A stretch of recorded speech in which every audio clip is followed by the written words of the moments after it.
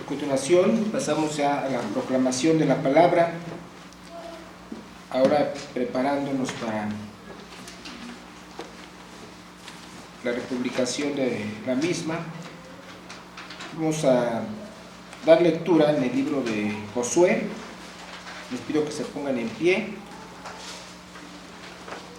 Es Josué capítulo 5 y vamos a dar lectura a los versículos del 13 del versículo 13 del capítulo 5 al versículo 10 del capítulo 6.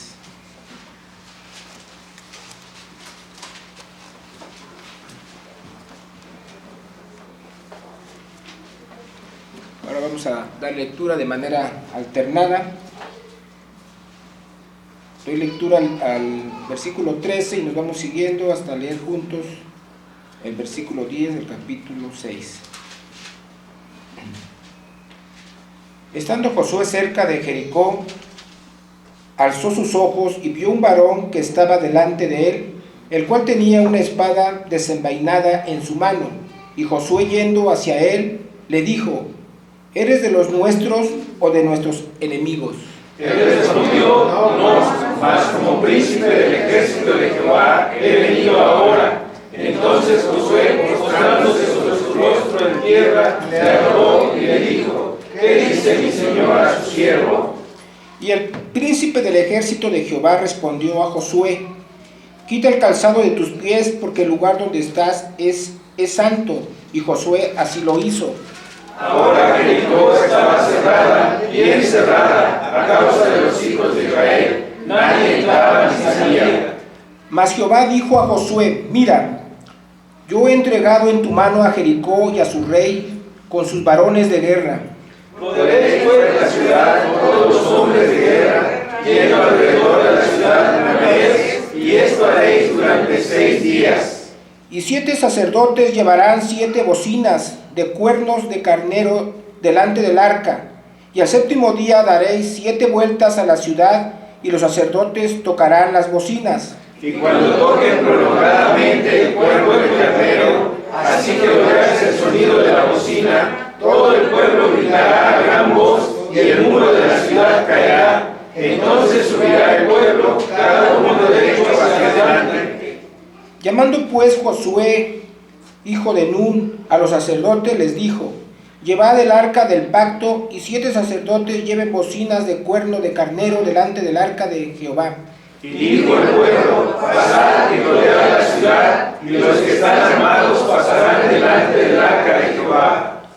Y así que Josué hubo hablado al pueblo, los 7 sacerdotes, llevando las 7 bocinas de cuerno de carnero, pasaron delante del arca de Jehová y tocaron las bocinas, y el arca del pacto de Jehová los seguía.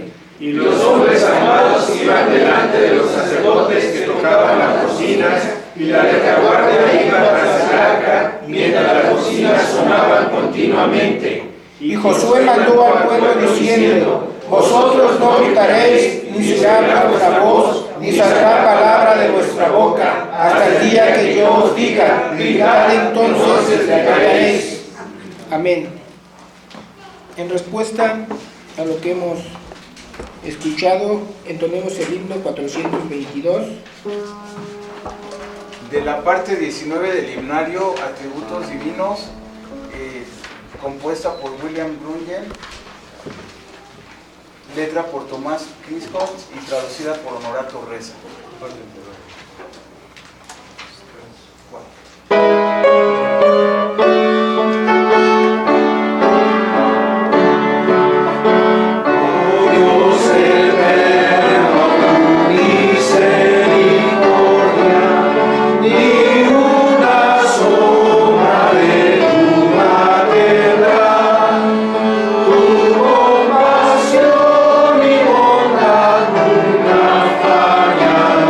Y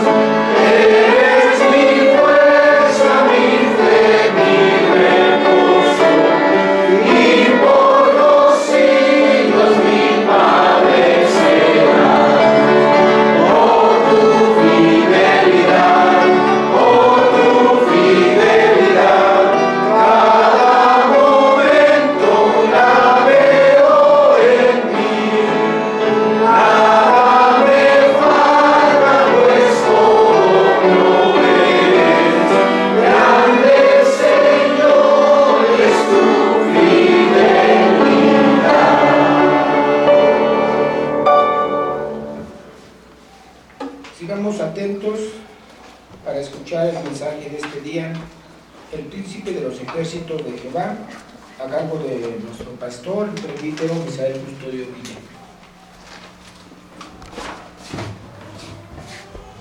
Así como estamos de pie, hermanos, les invito a que busquemos el capítulo 3 del libro de los Salmos, o bien el Salmo número 3. Salmo número 3. Un salmo breve, corto, 8 versículos. Leámoslo alternadamente, la palabra del Señor. Oración matutina de confianza en Dios, salmo de David, cuando huía de delante de Absalón, su hijo. Oh Jehová, cuánto se han multiplicado mis adversarios. Muchos son los que se levantan contra mí.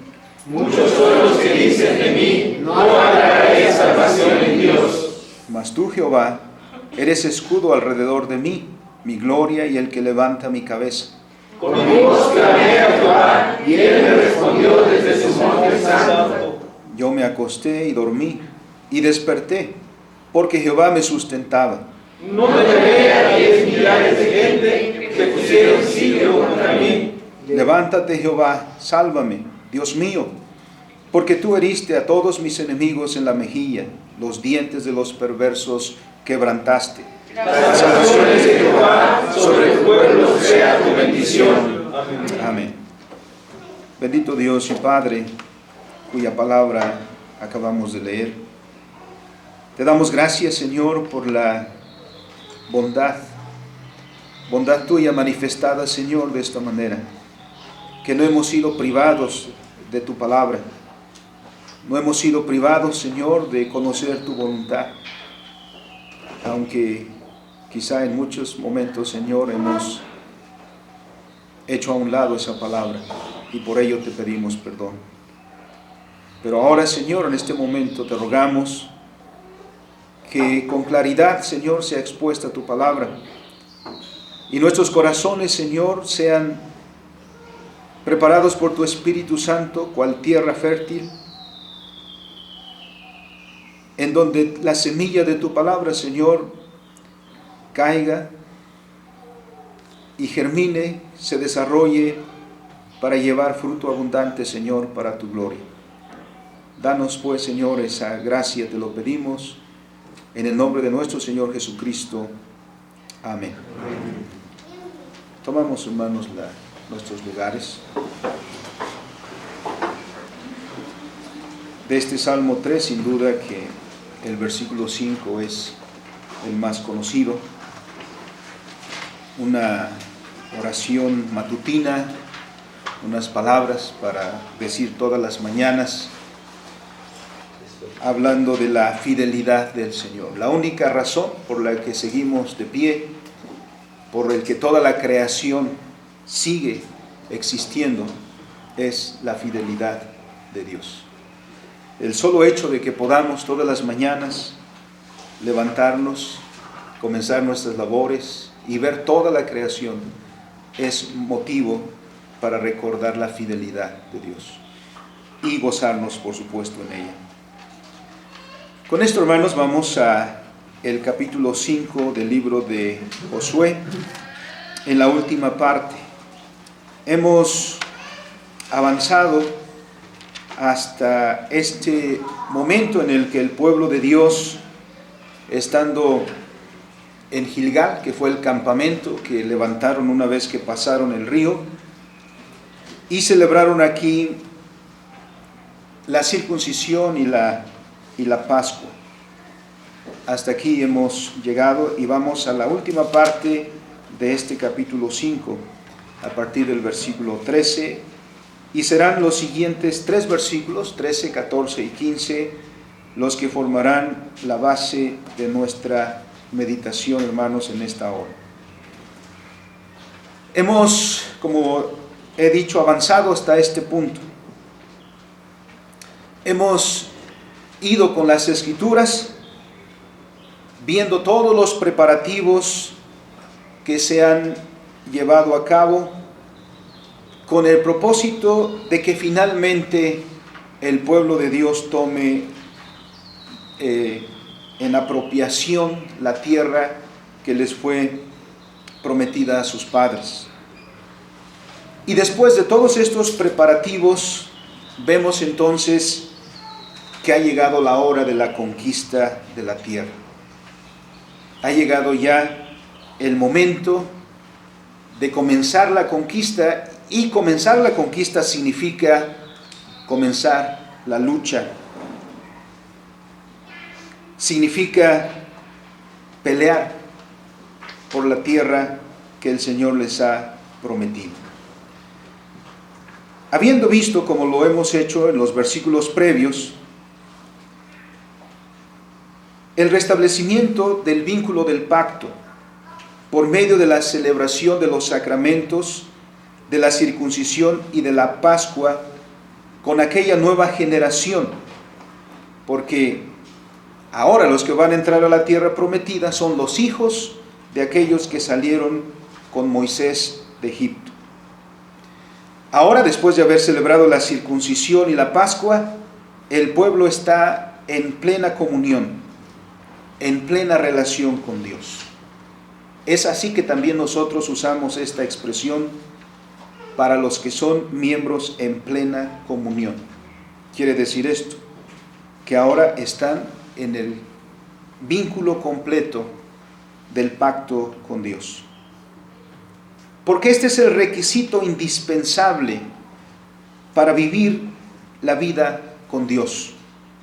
Israel no puede ser el pueblo de Dios en plenitud sin estos requisitos, como tampoco nosotros podemos ser plenamente parte del pueblo de Dios sin los sacramentos que nos dan entrada y nos mantienen en comunión con nuestro Dios y con nuestros hermanos. Aprendemos entonces mucho de ello. Este es, como hemos dicho, el requisito indispensable para Israel para identificarse como el pueblo de Dios. En nuestro caso, los sacramentos que nos son conocidos, que es el bautismo y la cena del Señor, tienen el mismo significado y propósito. También decirnos a nosotros que a través de ellos entramos en plena pertenencia de comunión con Dios a través de Cristo Jesús. Porque no es posible para nosotros considerarnos cristianos y nuestro vínculo del pacto no está con claridad y firmeza como debe estar. Nos consideramos quizá cristianos, pero nuestra vida constantemente habla de transgresión de los términos del pacto. Si es así, nos engañamos a nosotros mismos y nuestra vida solo experimenta constantes tropiezos a causa de nuestra desobediencia, porque no podemos disfrutar de las bendiciones o promesas del pacto, como se ha prometido por el Señor para los que están en plenitud de relación con Él. En palabras de nuestro Señor Jesucristo, que son muy conocidas, debemos buscar primero el reino de Dios y su justicia, y todo lo demás vendrá por añadidura. Israel, en el capítulo 5 como estamos, y en el 6, y particularmente en el 7, pronto experimentará en la carne propia esto, que significa que al intentar conquistar a la ciudad de Jai, fracasa. Porque hay una falla de parte de Israel en ese intento. En este punto entonces que nos encontramos, el pueblo está fortalecido con la recepción del sello de pertenencia, la circuncisión, y la participación en la cena de la Pascua. Ahora está listo para avanzar según la palabra de Dios, y Josué, que ha sido llamado por el Señor para liderar a este pueblo, toma su lugar para encabezar a este pueblo en la conquista de la tierra de Canaán. Aunque la porción escritural, hermano, en las que estamos, forma, como nosotros lo leemos, parte del capítulo 5, creo que debemos leerlo, como lo hemos hecho, en conexión con el capítulo 6, porque este es un preámbulo para la conquista que está pronto a comenzar, y comenzando particularmente por Jericó. La tierra que Dios prometió a su pueblo, en este momento está ocupado por numerosos pueblos, es decir, no es una tierra deshabitada a la cual van a entrar los israelitas, es una tierra habitada por numerosas naciones. Y cada una de estas naciones va a luchar, sin duda, por lo que considera que es su tierra. No la va a entregar fácilmente, aún cuando están aterrorizados por lo que han escuchado que Dios ha hecho con Israel. Aún con eso, estos pueblos van a luchar por su tierra. ¿Por qué? Porque ahí han vivido por generaciones. Los israelitas pues tendrán que luchar para tomar posesión de ella. Y en medio de esto, hermanos, puede que de repente surjan dudas o incertidumbres, como también a nosotros. Porque esto es de cada líder, en cada área de la vida. Para un líder que es consciente de lo que significa la tarea que se le ha encomendado. De repente podemos preguntarnos si lograremos el objetivo, si estaremos capacitados para llevar a cabo esa tarea. Podemos pensar un poco lo que estaría pasando por el corazón de Josué, ya que va a comenzar la conquista de la tierra. En medio de las posibles dudas, porque Josué es como nosotros. Ciertamente Dios está con él, pero Josué es como cualquiera de nosotros, que puede en algún momento tener esas dudas o incertidumbres. Dios, conociendo a Josué como nos conoce a nosotros, con el propósito de fortalecer la fe de Josué, como para fortalecer nuestra fe, para hacernos evidente que no vamos solos a la conquista de la tierra, sino que Él va con nosotros y Él está luchando a nuestro lado, hace esto que leemos en esta porción. Se revela a Josué como se revela a nosotros también. Así pues, en este pasaje miramos que para fortalecer a su pueblo, Dios se revela en el príncipe de los ejércitos de Jehová, que no es nadie más que el Señor Jesucristo, como veremos en un momento. Que Dios está con Israel no es nuevo. No es la primera vez que Dios hace saber a Israel que está con ellos. Esto es así desde hace mucho tiempo, como también a nosotros. Dios siempre ha estado con su pueblo. Pero, ¿cuán prontos, hermanos, somos para olvidar estas cosas tan importantes? Dios nos conoce perfectamente, entonces de vez en cuando, de vez en vez, Dios, conociendo nuestras flaquezas y para animarnos en medio de las batallas que enfrentamos, se revela a nosotros para hacernos saber que ahí está, en medio de nosotros, en medio de nuestras luchas, en medio de las batallas que enfrentamos en pro de su reino. Y en todo esto Dios se revela como el Dios que es, el Dios fiel, el Dios que guarda el pacto, y como tal nunca ha faltado a su palabra, nunca ha dejado una promesa sin cumplir, nunca ha olvidado la promesa que le ha dado a sus hijos. Así, a lo largo de toda la historia, tanto de Israel como de la iglesia del Nuevo Testamento, vemos que Dios guarda, Dios dirige, Dios sustenta, Dios protege y Dios defiende a su pueblo. Para Israel,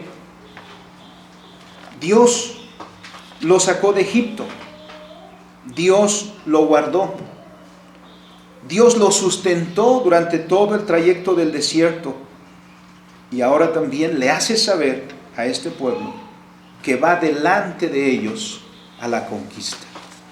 Que Josué no está solo, que el pueblo no va solo, que no van a luchar basados en su propia definición de la estrategia, ni en sus propios recursos, sino que es Dios, tal como lo ha prometido. Le dijo a Moisés, le dijo a Josué: yo les voy a entregar esta tierra.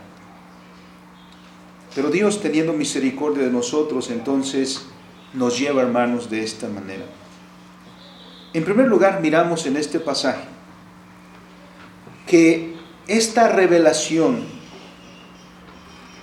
que tenemos aquí tiene el propósito de fortalecer y confirmar a Josué y al pueblo como pertenecientes a Dios.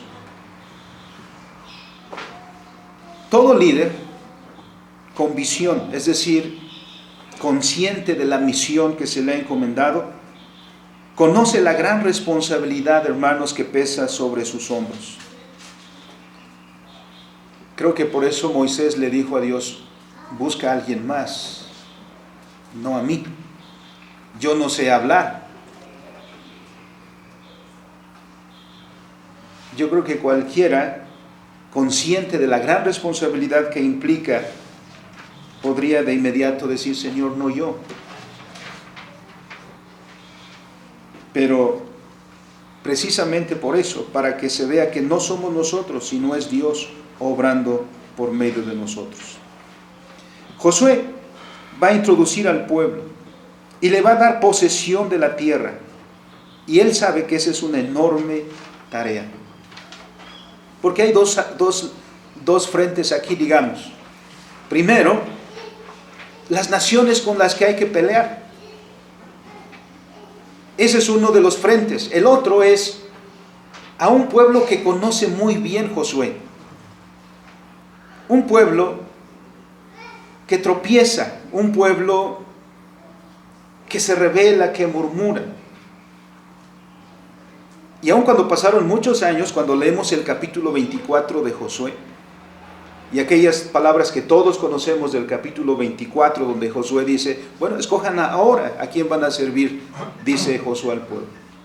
Pero yo y mi casa serviremos a Jehová. A eso el pueblo responde diciendo: nunca tal suceda que nosotros abandonemos a Dios. Nosotros seguiremos también a Jehová. Y Josué enseguida dice: no, yo los conozco bien. Yo sé que no lo van a hacer.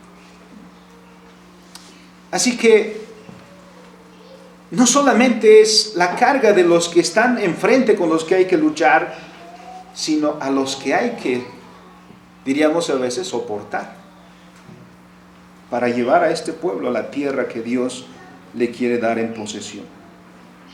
En medio de eso, hermanos, ¿qué podría estar pasando en su corazón? ¿Qué pasa, por ejemplo, en los padres si son conscientes de la gran responsabilidad que tienen con sus hijos delante de Dios? El padre que es consciente sabe de la gran responsabilidad que tiene, y por eso orará con sus hijos y orará por sus hijos. Aquel que recibe del Señor el oficio de gobernar, como dice Romanos 13, y que es consciente que Dios lo ha llamado, sentirá el peso de esa responsabilidad, porque administrar justicia como Dios ordena no es cosa fácil, y podríamos ir por muchos de los oficios. Así que Josué, ante esa misión que hay que cumplir, tiene y sabe que es una gran responsabilidad. Y Dios, en medio de esto, quiere animar a su siervo para llevar a cabo las tareas que le han sido encomendadas. ¿Por qué? Porque Dios no solo dice, hermanos, hagan, sino Dios también dice, voy contigo para que hagas. A veces sentimos que estamos luchando solos. A veces pensamos que vamos solos. Pero nunca el pueblo de Dios, nunca el cristiano va solo. Porque Dios ha prometido estar con los suyos. ¿Quién de nosotros, hermanos, no ha pensado en la tarea en que se le ha encomendado, cualquiera que sea? Aquí, en la iglesia, o en todos los otros ámbitos del reino de Dios. ¿No hemos acaso pensado de inmediato en nuestras carencias, que quizá nos dan ganas de renunciar? Al que se le da la encomienda de maestro de escuela dominical, al anciano gobernante, al diácono, al pastor. ¿Han sabido cuántas veces el pastor está en la disyunción de si renunciar o no? Todos tenemos nuestras luchas. Pensamos en nuestras carencias y quizá nos den ganas de renunciar, o como decimos popularmente, tirar la toalla. Y preguntamos, ¿por qué no Dios envía a sus ángeles? ¿No sería mucho más fácil la tarea? ¿No sería mucho más rápida la conquista de Canaán? Pero Dios encomienda esa tarea a Josué, como nos encomienda ahora el avance de su reino a nosotros y los diferentes oficios que nos ha dado. Bueno, en medio de eso el pueblo necesita ánimo. En medio de eso Dios le da una visión a Josué. Viene una visión a Josué. Una visión que tiene como propósito dar ánimo a Josué, pero también a todo el pueblo. El texto nos dice, en el versículo 13, nos dice que Josué se alejó un poco del campamento, ahí en Gilgal. Y seguramente fue a explorar el terreno. Ese terreno que pronto se convertiría en el campo de batalla. Josué todavía no tiene instrucciones acerca de cómo será la conquista, como leemos en el capítulo 6. Previo a eso, Josué, podemos deducir, se está preguntando cuál será la estrategia más adecuada. Bueno, como el responsable, Josué va, parece, a explorar el terreno y desde lejos ve a Jericó, quizá buscando por ahí un lugar hacia cómo avanzar, probablemente un punto débil en la muralla, no lo sabemos. Pero lo que sí podemos deducir es que Josué está diciendo, ¿cómo vamos a cumplir esta tarea? En medio de eso, pensando en la estrategia, Josué se encuentra inmerso en sus pensamientos. Cuando dice el texto que vio un varón que estaba delante de él. ¿Qué tan inmerso no estaría Josué en sus pensamientos que cuando se dio cuenta el varón estaba delante de él? Y este varón tenía una espada desenvainada en su mano. Si la espada estuviera en su, ¿cómo se llama esto? En su funda, otra cosa sería. Pero parece que ese varón, con la espada desenfundada, está listo para usarla. Josué se encuentra delante de ese varón.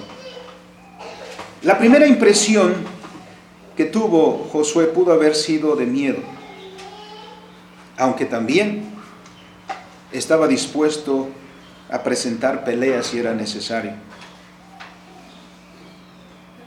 Para Josué, ser el que dirige al pueblo de Dios, como cualquier puesto de dirección en cualquiera de las esferas de la creación, es una responsabilidad que se impone sobre quien es llamado a dirigir. Es por eso, hermanos, que Dios, en una manifestación más de su bondad divina, porque de por sí la visión es impactante, pero ¿cuál es la razón de la visión? A menudo ponemos atención en los milagros, pero no en la razón de los milagros. Eso sucede con el Señor Jesucristo. La gente mira los portentos, pero se olvida de la razón de los portentos. Aquí está sucediendo algo sumamente interesante, pero la pregunta es el trasfondo de esta revelación. Y la razón es que Dios manifiesta su bondad por medio de esta visión a Josué para darle un grande ánimo, porque vaya que lo necesita. Con esta visión y esta manifestación de su bondad, Dios confirma su llamado a Josué, asegurándole a él que Dios está con él, así como lo está con todo el pueblo. Hacerle saber que Josué no estaba solo encarando aquella batalla y que tampoco los únicos recursos con que cuenta son aquellos que tiene a la mano, porque todos son de Dios. Dios, que es el Señor de todas las cosas, Él dispone de toda su propiedad para el bien de su pueblo. Por eso Dios habla como habla cuando se dirige a Israel o cuando se dirige a la iglesia. Finalmente podemos mirar que todo esto es demostrado por la forma en que finalmente es conquistada la ciudad de Jericó. La victoria es de Israel.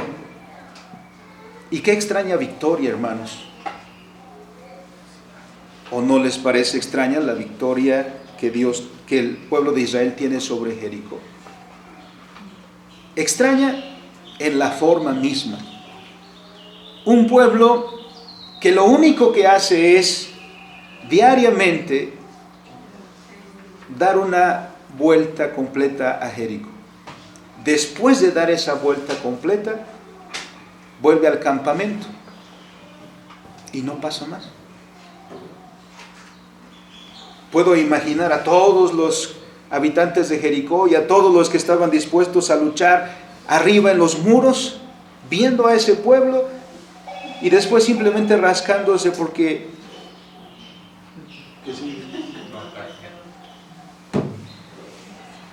no atacan. Primer día, segundo día, tercer día, y no pasa nada, no atacan, ni una flecha, ni una lanza. Lo único que hacen es recorrer siguiendo el arca del pacto, tocando las trompetas, y eso es todo. Extraño para Jericó. Y puede ser que extraño para el pueblo mismo.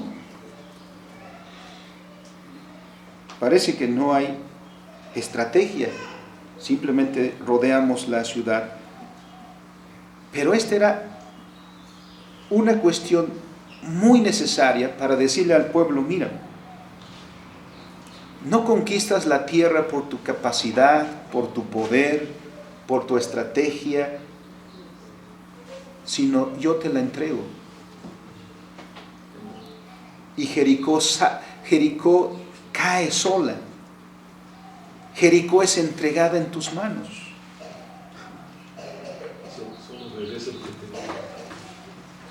Esa es una gran lección, hermanos, para nosotros también.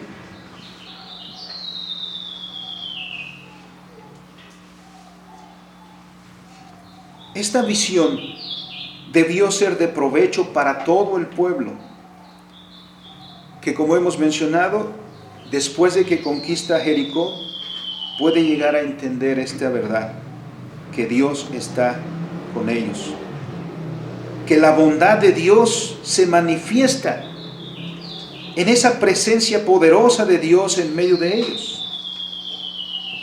Que así como con brazo fuerte los sacó de Egipto, así también con brazo fuerte los introduce a la tierra de Canaán. Eso debe quedar patente para esa generación y para todas las generaciones que vengan adelante, como también es para nosotros, hermanos. Solo que es posible que nosotros no estemos tan atentos hoy al brazo poderoso de Jehová que nos sustenta, que nos guarda, que nos protege. Pero Dios no ha cambiado. Dios es el mismo con Josué que con nosotros también hoy. Y a nosotros no nos ha encomendado la conquista de un territorio como Canaán, sino que ahora a nosotros nos ha enviado a las naciones. Y dice el Señor Jesucristo: id a las naciones y háganlas discípulos. Y esto no solamente, hermanos, del trabajo evangelístico, sino de todos los demás liderazgos, como se requieren hoy, que el pueblo de Dios tome sus liderazgos. Es muy claro que la iglesia cristiana tiene líderes eclesiásticos, pero no se ven tanto los líderes políticos, no se ven tanto los líderes en la cultura, en la literatura, por ejemplo, en el arte, en la ciencia, en la tecnología. Ahí también las batallas son duras. Ahí también las batallas son difíciles. Pero ahí también Dios va delante de nosotros. Dios quiere, hermanos, fortalecernos para avanzar. Porque si nos llenamos de miedo, el miedo paraliza. El miedo no nos permite dar un paso adelante. Esta visión que recibió Josué debió ser, hermanos, maravillosa.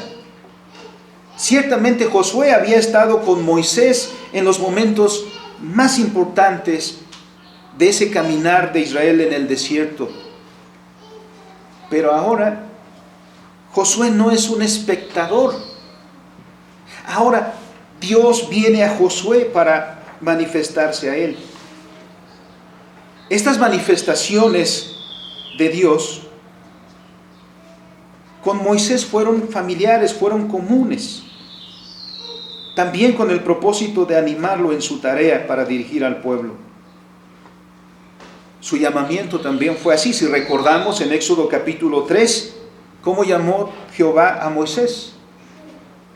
Una zarza ardiente que no se quemaba, que no se consumía. Dios llamó a Moisés. Dios se manifestó en las plagas enviadas sobre Egipto. El brazo fuerte de Jehová estaba ahí.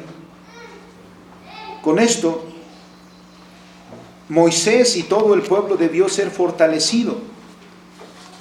Se ponía de manifiesto delante de todos la bondad de Dios, de ese Dios que los guiaba y guardaba, y llevarlos con seguridad hasta su destino. ¿Quién es el que dijo: si Dios es por nosotros, ¿quién contra nosotros? Repetimos mucho esas palabras, pero hace falta aplicarlas, hermanos, en nuestra vida.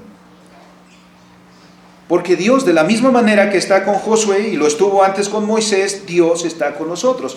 ¿Cuáles son las últimas palabras del Evangelio de Mateo, de nuestro Señor Jesucristo? Estaré con ustedes todos los días hasta el fin. ¿Alguno duda de eso? Dios está con nosotros, Cristo está con nosotros. Y está todos los días hasta el fin del mundo.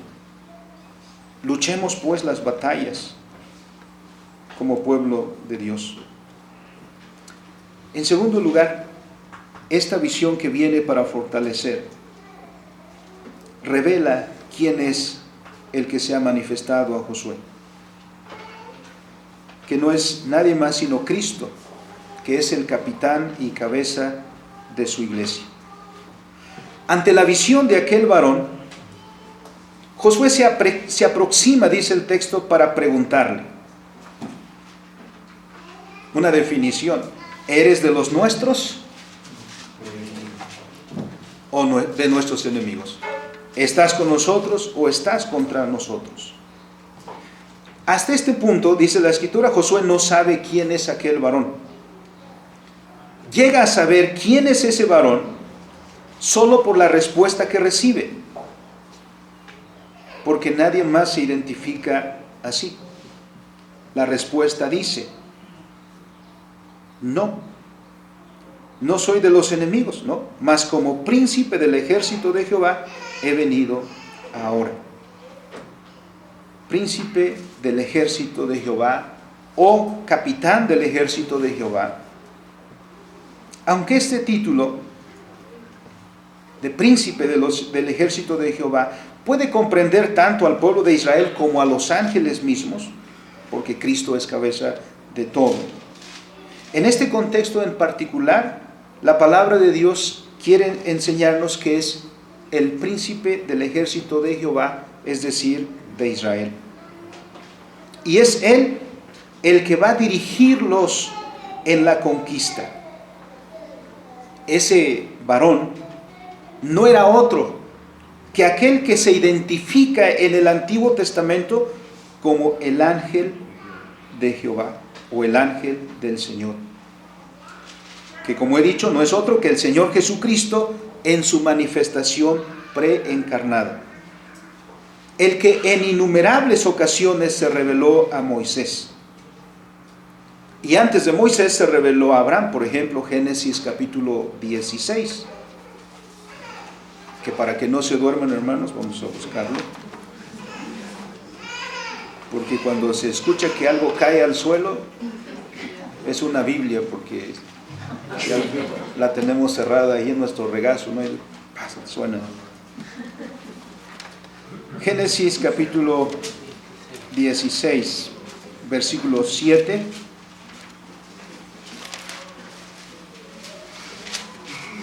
Y la halló el ángel de Jehová junto a una fuente de agua en el desierto, junto a la fuente que está en el camino del sur.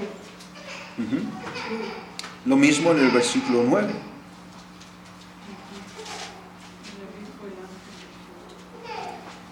Le dijo el ángel de Jehová. Miren, en el tiempo de Abraham se reveló el ángel de Jehová dando estas indicaciones.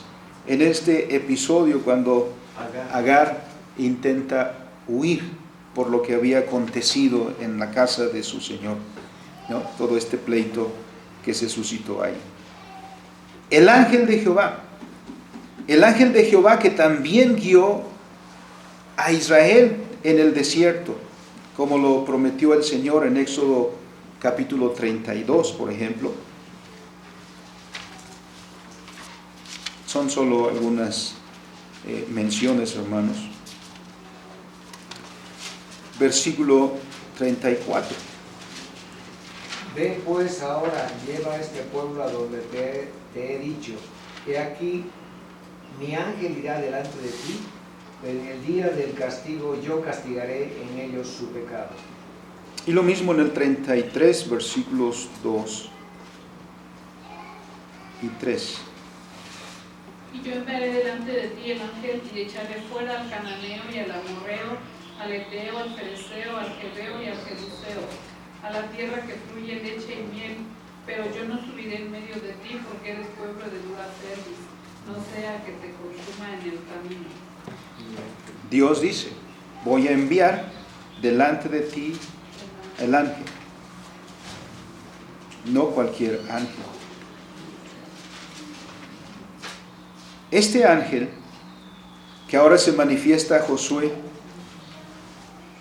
se manifiesta en su propia gloria, de manera abierta y familiar como lo había hecho con Moisés.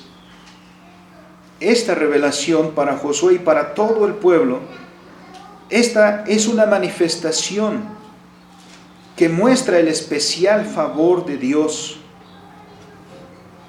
hacia su pueblo. De manera que envía al capitán y cabeza de la iglesia, que se hace presente para luchar por su pueblo. ¿Qué sucede una vez que Josué sabe quién es aquel varón? ¿Qué gesto hace Josué? Dice el versículo 14. Entonces Josué, postrándose sobre su rostro en tierra, le adoró y le dijo: ¿qué dice mi Señor a su siervo? Miren, el ángel no rechazó la adoración que le dio Josué, porque es el único ángel que recibe adoración. Un ángel diferente no lo hace. Cuando Juan quiso postrarse en el libro de Apocalipsis, inmediatamente aquel le dice: no, yo soy consiervo tuyo. 22:9. Pero ahora estamos ante esta visión de la adoración que tributa Josué a aquel varón a quien ahora identifica con claridad. ¿Qué dice mi Señor a su siervo? Para Josué era claro que el Señor mismo se había presentado a él. Solo el Señor es digno de adoración y solo Él la acepta. Pero no solamente se trata aquí de esto, que Cristo en su etapa preencarnada, digámoslo así, en el Antiguo Testamento, está con su pueblo. El que este varón tenga su espada desenvainada, es decir, quiere decir que está listo para pelear. ¿Y esto por qué? Porque se trata del juicio que Dios trae sobre la tierra de Canaán. La conquista que llevará a cabo Israel de esta tierra no se trata solo de despojar a los pueblos cananeos de su tierra, sino que se trata de la ejecución del juicio de Dios sobre aquellas naciones. ¿Por qué? Porque la tierra, ni ninguna de sus partes, pertenece a nadie más que a Dios. Salmo 24:1. El hombre, si vamos a Génesis, el hombre recibió la tierra en administración. La tierra toda pertenece a Dios, porque Dios jamás ha renunciado a la obra de sus manos. Y Dios, como dice Daniel capítulo 2, la da a quien Él quiere, porque es Él el que pone reyes y quita reyes. Él es el que la da. Y Él es el que castiga también a los que hacen un uso perverso de sus bienes. Porque aquellos hombres malvados de aquellas naciones malvadas fueron creados como siervos de Dios, pero ahora se han rebelado. ¿Y qué es lo que hacen con los bienes que son de Dios? Hacen un uso perverso de todos esos bienes. Ahora viene el juicio entonces de Dios sobre esas naciones. En su manifestación, el ángel de Jehová, como hemos mencionado, tiene en su mano una espada desenvainada, en una clara expresión de estar listo para usarla. Está por ejecutar el juicio de Dios sobre la tierra de Canaán, más exactamente sobre las naciones que la habitan. El Señor había dicho a Adán: maldita será la tierra por tu causa. Luego, cuando el hombre se multiplicó sobre la faz de la tierra, dice la Escritura, vio Dios que la maldad de los hombres era mucha en la tierra, y que todo designio de los pensamientos del corazón de ellos era de continuo solamente el mal. ¿Y qué dijo Dios al respecto? Génesis capítulo 6, versículos 5 y 7. Dijo Jehová: raeré de sobre la faz de la tierra a los hombres que he creado. Y vino el diluvio. Después del diluvio, la humanidad se corrompió una vez más. Y el caso específico de Canaán llega a ser una referencia con las ciudades de Sodoma y de Gomorra, como leemos en Génesis 13 y Génesis 18. Ahora que la maldad de las naciones de Canaán ha colmado la paciencia del Señor, como dice ahí en estos textos, y más bien leámoslo, hermanos. Génesis capítulo 13 es uno de los pasajes, y versículo 13 también. Mas los hombres de Sodoma eran malos y pecadores contra Jehová en gran manera. Y capítulo 18, versículo 20.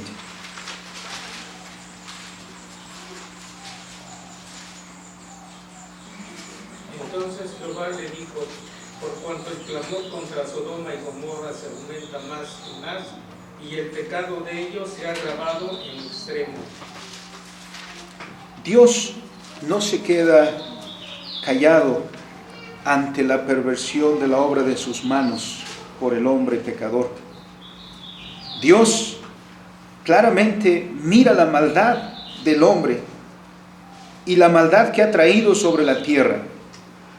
Ahora Dios ha determinado que esas naciones han colmado su paciencia, y el Señor mismo, en la persona de este varón, de nuestro Señor Jesucristo, viene a ejecutar su juicio a estas naciones pecadoras. ¿Y qué dice la Escritura en el Nuevo Testamento acerca de la segunda venida de nuestro Señor Jesucristo? Que vendrá, y con él el gran día del juicio, a donde todas las naciones serán llamadas a dar cuenta de lo que han hecho con su vida y con el mundo que Dios nos ha dado. Es pues un día de gran expectativa también para nosotros. Finalmente, en tercer lugar en este pasaje, cuando se acerca Josué a aquel varón y le da la respuesta, también aquel varón le dice a Josué que se quite el calzado. ¿Por qué? Es santo como Moisés. No. Eso nos recuerda Éxodo capítulo 3. ¿Quién ha estado, hermanos, en Tierra Santa? ¿Por qué respondieron no? Porque a la pregunta, todos pensaron de inmediato en Palestina, y más específicamente en Jerusalén, y han dicho, no hemos estado allá. ¿No?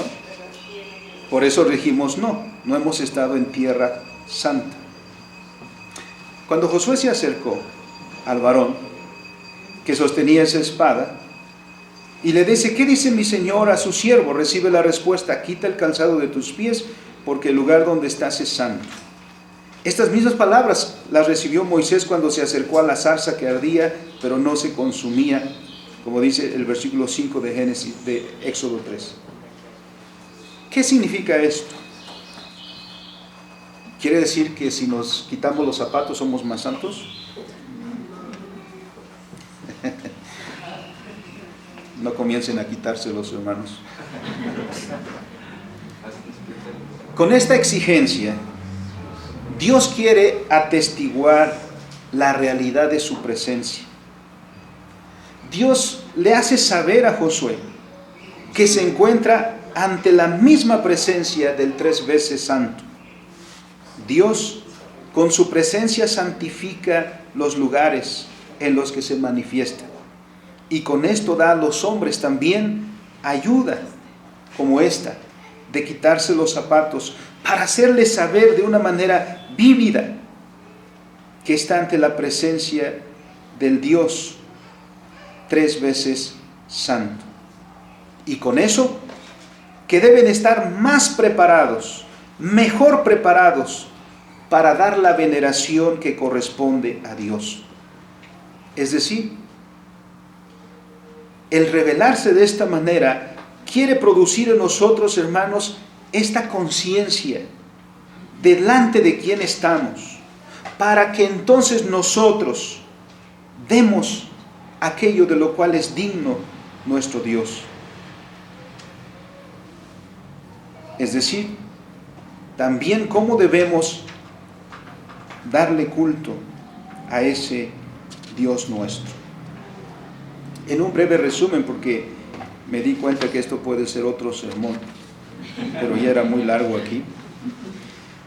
En un resumen lo podemos decir así. En el principio, la santidad de Dios llenó toda la tierra, porque dice Génesis 1:31, vio Dios que todo lo que había creado era bueno y bueno en gran manera. Además, Dios mismo, dice la Escritura, se paseaba en el huerto del Edén. Y la comunión con su criatura, con Adán, era plena. No había intermediario. Era una relación de comunión perfecta. El compañerismo era perfecto. No había necesidad de las figuras de mediación. ¿Por qué? Porque el hombre no había pecado. La santidad, pues, llenaba toda la creación. Pero luego, el hombre pecó. El hombre se apartó de Dios. Y el hombre, por su pecado, sujetó la tierra a vanidad. Con la caída del hombre, la creación fue puesta bajo maldición, dice Génesis 3:17, Romanos 8:20. No por sí misma, dice, fue sujeta a vanidad, pero no por sí misma, sino por aquel que la sujetó. Esta condición del hombre hizo imposible la comunión con su Creador. En ese contexto, la reconciliación solo puede lograrse una vez más por medio de la mediación de nuestro Señor Jesucristo, que murió en la cruz como pago por nuestros pecados. Así, entonces la redención en Cristo Jesús también significa la restauración de la santidad de la tierra. Porque con Cristo todas las cosas son renovadas, iniciando por nuestra comunión con Dios. Al ser nosotros reconciliados con Dios, hermanos, la salvación significa que somos colocados nuevamente en nuestro oficio como administradores de la creación. Y somos llamados, como dice Pablo en Romanos 8 también, somos llamados a reconciliar todas las cosas con Dios. Así que en Cristo somos santificados, es decir, apartados para Dios y llamados para su servicio. Vuelvo a hacer la pregunta. ¿Han estado alguna vez en lugares en Tierra Santa? Por supuesto que sí. ¿O no estamos corandeo? Cada lugar cristiano es Tierra Santa. Dios es el que santifica. Para enseñarnos esa santificación, hermanos, el culto dominical es un ejemplo para instruirnos. A veces no entendemos por qué se nos pide que cuando vengamos a la iglesia, por lo menos nos bañemos.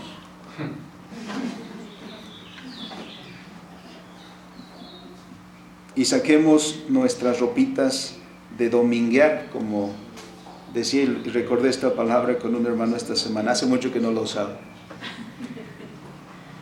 Pero seguramente muchos de ustedes saben de eso.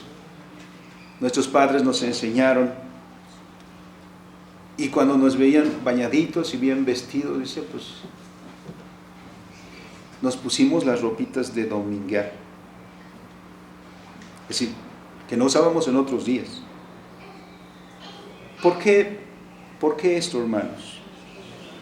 Porque a veces los jóvenes preguntan, ¿y por qué tengo que vestirme así? Porque yo quisiera ir a la iglesia en chanclas, en bermudas.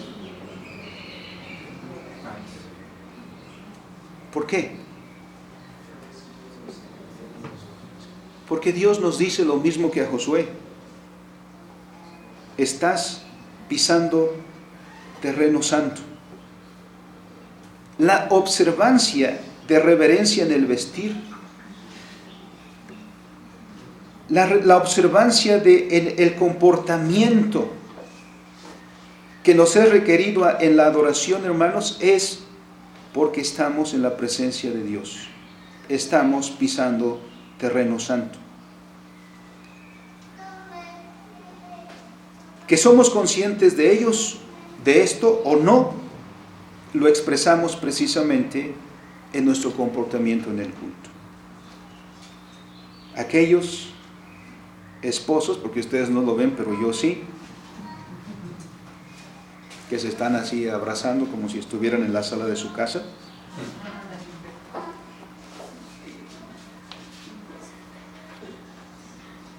No es que no les decimos que no se quieran, pues la exigencia del Señor es que ames a tu esposa o a tu esposo.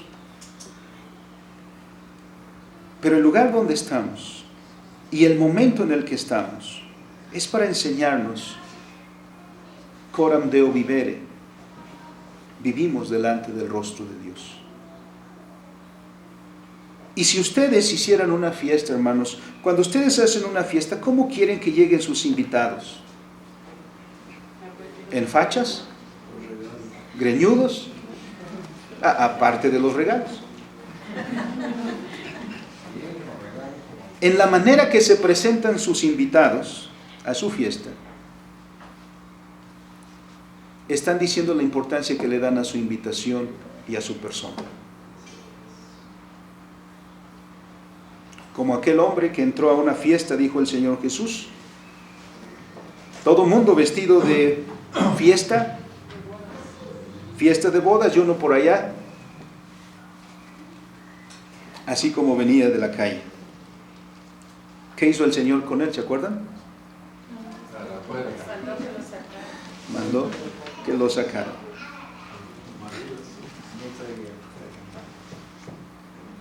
Es terreno santo.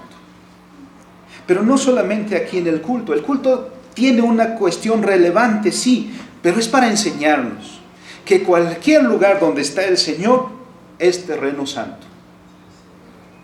¿Quién es el Señor de nuestra casa? Entonces, es terreno santo. ¿Y la familia? ¿Y el trabajo? ¿Y la escuela? Entonces, en toda nuestra manera de vivir, debemos expresar esa manera de ser delante de Dios. A todos les podrá parecer extraño, porque este día del Señor, ¿no? Ya estamos después del mediodía y muchos andan fodongos todavía. Este es el día del Señor. El día del Señor y el culto particularmente son un evento festivo. Hacemos una afrenta al Señor viniendo en fachas o con todo el descuido en nuestro atavío y nuestra conducta. Parece a veces que estamos en el cine. Hasta en el cine somos más respetuosos. Cuando alguien comienza a hablar en el cine, ¿qué dicen todos? Cuando alguien está platicando con el que está a su lado, cuando alguien se levanta, y en la iglesia pensamos, se puede levantar a cualquier momento, no pasa nada. La presencia de Dios exige reverencia en todo lo que hacemos, para enseñarnos que en todo lo demás, en nuestra relación con Dios, también debemos ser reverentes a nuestro Dios. Porque aunque estemos solos, ¿quién es el que sí está con nosotros? Dios. Así pues, nuestra vida toda es santificada en Cristo, porque dice el apóstol Pablo, somos templos de Dios. Así que nuestra observancia, hermanos, debe ser una vida digna de nuestro Señor. En nuestro vestido, en nuestra manera de trabajar, en nuestro matrimonio, en nuestra conducta y en todos los ámbitos de nuestra vida. Josué pues aprendió que estaba delante de Dios. Se postró y adoró. Como nosotros hoy estamos en la presencia de Dios. En conclusión, hermanos, en nuestra vida cristiana, porque esto no lo debemos leer como algo que sucedió hace mucho tiempo, esto se escribió para nosotros.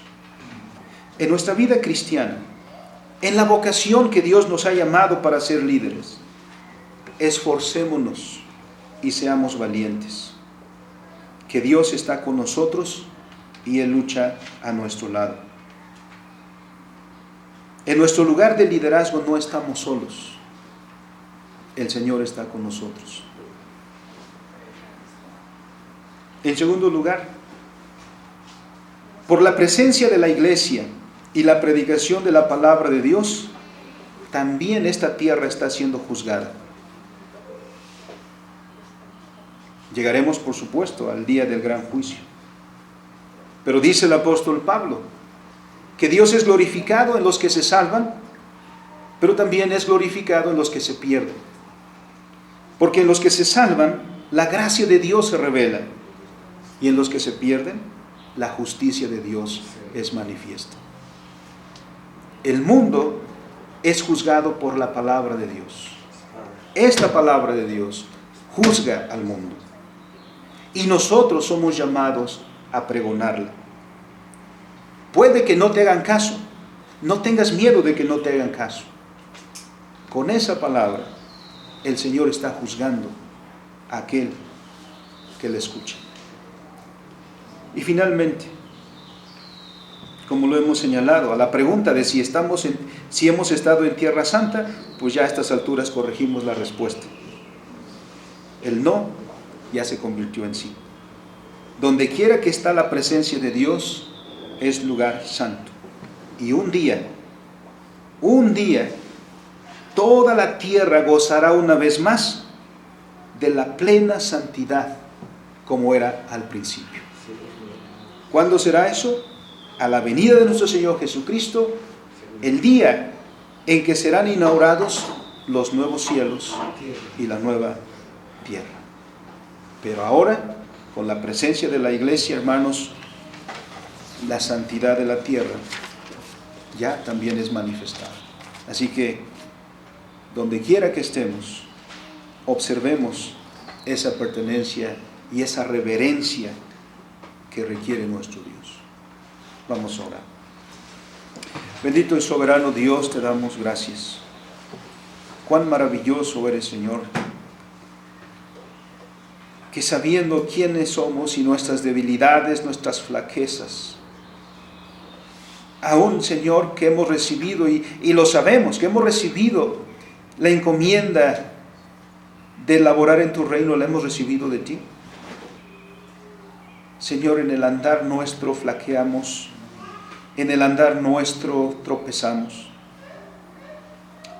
Señor, así como a Josué, también a nosotros nos hablas y te manifiestas, Señor, para animarnos en nuestras batallas. Hacernos saber, Señor, una vez más que estás con nosotros, y te lo agradecemos profundamente, Padre. Porque han sido muchos los momentos en que la soledad se ha apropiado de nosotros. Y pensamos que vamos solos y que estamos luchando solos.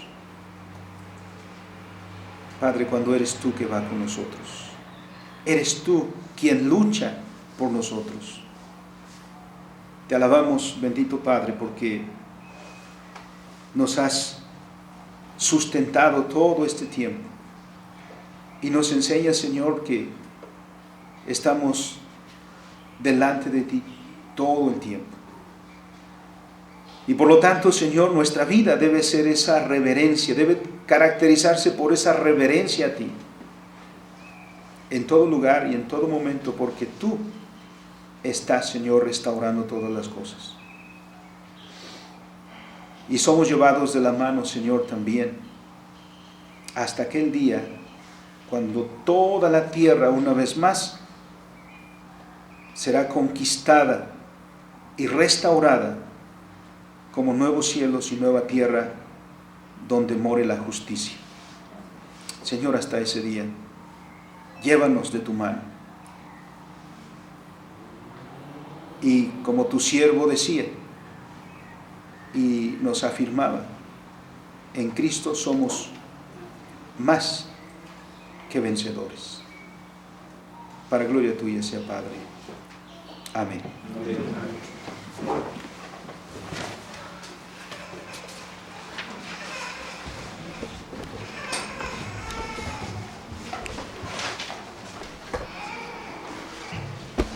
Gracias a Dios por su palabra que ha sido republicada.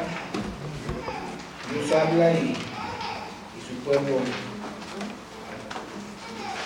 tiene que responder. Vamos a hacerlo nosotros ahora, primeramente orando un himno 178. De la parte número 8 del himnario Consagración y Vida Cristiana, himno 178, Jehová es mi pastor, compuesta por Ruth y letra por la maestra N.A. Whittaker.